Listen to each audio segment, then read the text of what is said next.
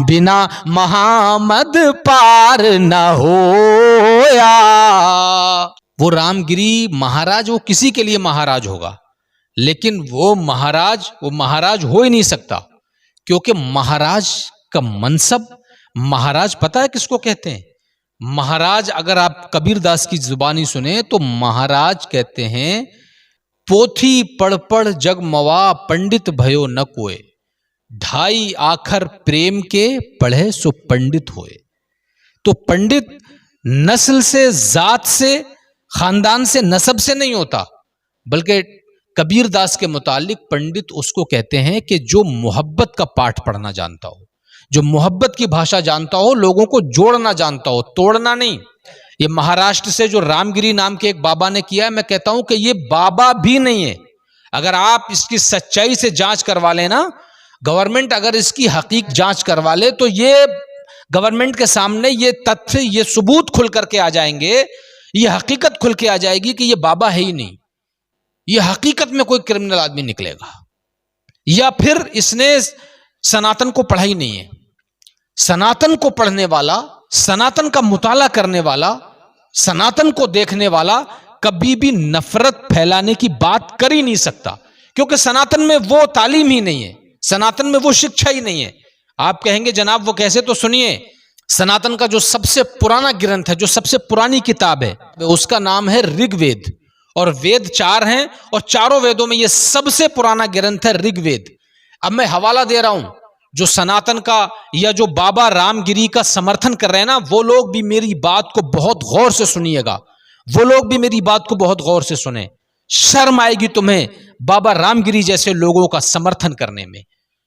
ऋग्वेद मंडल 8 सूक्त 6 मंत्र 10 में लिखा है, अहमिद पितुष परि मेधाम मृतस्य जग्रब अहम सूर्य इवाजनी। अहमिदी से शुरू होता है ये मंत्र। अब जानते हो इसका तर्जुमा क्या है? अहमद ने अपने रब से ज्ञान भरी जीवन व्यवस्था को प्राप्त किया। अहम सूर्य इवाजनी, और मैं सूरज के समान रोशन हो रहा हूं,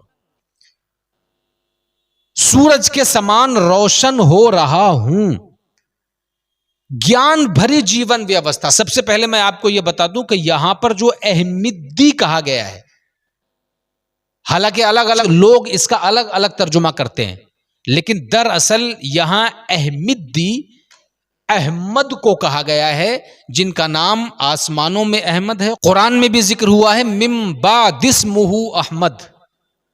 आसमानों में अहमद है, जमीन पे मोहम्मद है, और जमीन के नीचे महमूद है। उनके ताल्लुक से ऋग्वेद में लिखा है कि अहमद ने अपने रब से ज्ञान भरी जीवन व्यवस्था को प्राप्त किया। ज्ञान भरी जीवन व्यवस्था, ज्ञान भरी जीवन व्यवस्था। अब इसने रामगिरी ने क्या टिप्पणी की है?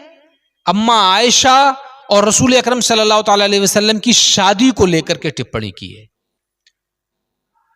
अम्मा वो मूर्ख इतना भूल गया कि जब सनातन के सबसे मूल ग्रंथ ने पुष्टि कर दी कि ज्ञान भरी जीवन व्यवस्था,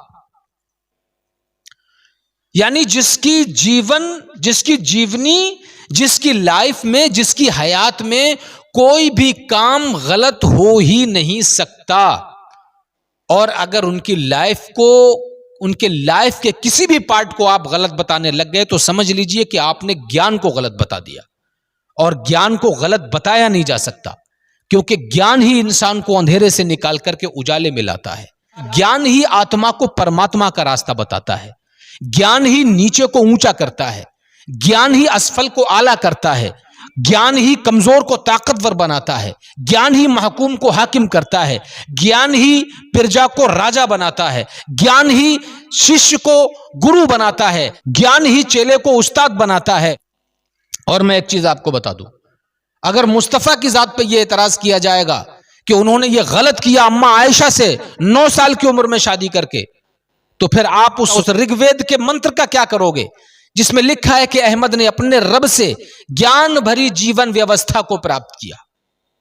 इसका मतलब यह है कि या तो आप वेद नहीं जानते, बगैर वेद पढ़े हुए आप नाम के बाबा बन गए हैं, और अगर वेद जानते हैं तो फिर आप वेद की तालीमात के खिलाफ जा रहे हैं। इसका मतलब ना आप सनातनी हैं, ना आप इस्लामी हैं, बल्कि आप सिर्फ और सिर्फ दंगाई हैं, सिर्फ और सिर्फ क्रिमिनल हैं, सिर्फ और सिर्फ मुजरिम हैं।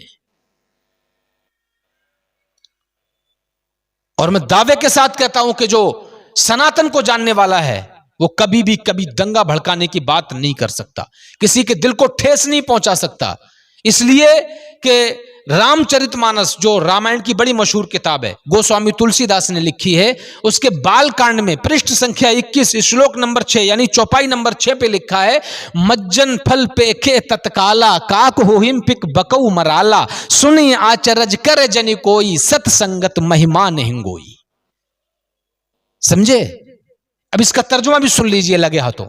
तुलसीदास कहते हैं कि इस तीर्थ राज्य में सेवा का फल तत्काल प्राप्त होता है, यानी बुजुर्गों के पास रहो, सोहबत साले में रहो, सत्संगत में रहो, तो इससे क्या होता है, काक हुहिम पिक बकऊ मराला।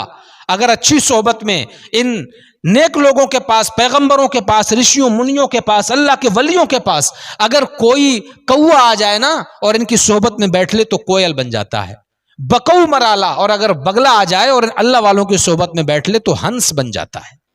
सुनी आचरज करे जनी कोई सत्संगत महिमा नहीं गोई। इस बात को सुन के कोई अचरज में ना पड़े, ताज्जुब ना करे, क्योंकि सत्संगत यानी सोहबत स्वाले यानी अच्छी सोहबतों में बैठने का नतीजा यही होता है।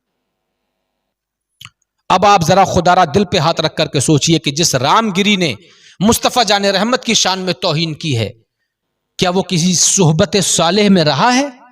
क्या वो सत्संगत में रहा हुआ आपको महसूस होता है?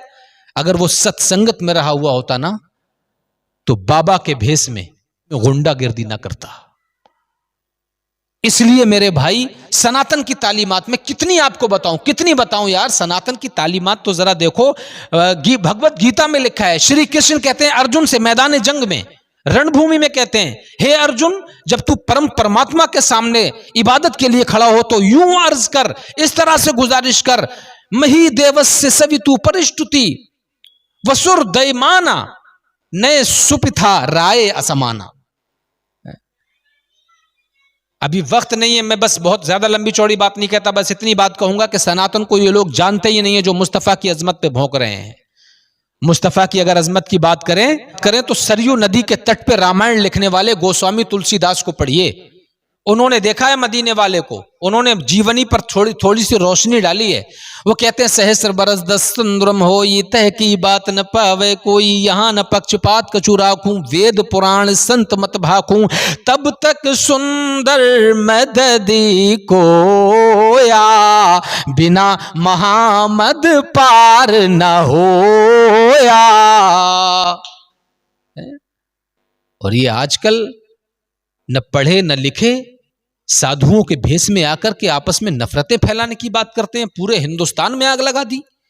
एक मामूली सा बाबा निकल के आ गया अपने तू दूसरों को क्या समझाएगा, दूसरों के बारे में क्या टिप्पणी करेगा? तुझे वेदों की तालीमात के बारे में मालूम नहीं है, तुझे उपनिषदों की तालीमात के बारे में मालूम नहीं है, पुराणों की तालीमात के बारे में मालूम नहीं है, तुझे रामायण की तालीमात के बारे में मालूम नहीं है।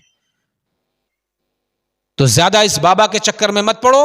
मैं आपको बता देता हूं कि जो नफरत की बात करे उसकी इजाजत ना इस्लाम देता है ना सनातन देता है। बस आखिरी बात कह दूं, रहमन धागा प्रेम का मत तोरे चटकाए, जोरे से फिरी ना जुरे, जुरे गांठ परी जाए। भाई हिंदुस्तानियों को आराम से रहने दो यार। ये मुल्क साधु संत फकीर कलंदर मलंगों का मुल्क है यार। बड़ी मुश्किल से संभाला है इस मुल्क को ऋषियों मुनियों ने। इसे तोड़ो मत। ये जो दीवारें हमारे दरमियान खड़ी कर दी है ना, इन्हें तो हम, इन नफरत की दीवारों को हम अपनी मोहब्बतों से बहुत जल्दी गिरा देंगे। मगर हम आपसे भी गुजारिश करते हैं कि भाई नफरतें मजीद न फैलाओ। ये मुल्क गुलदस्ता है, इसे गुलदस्ता रहने दो।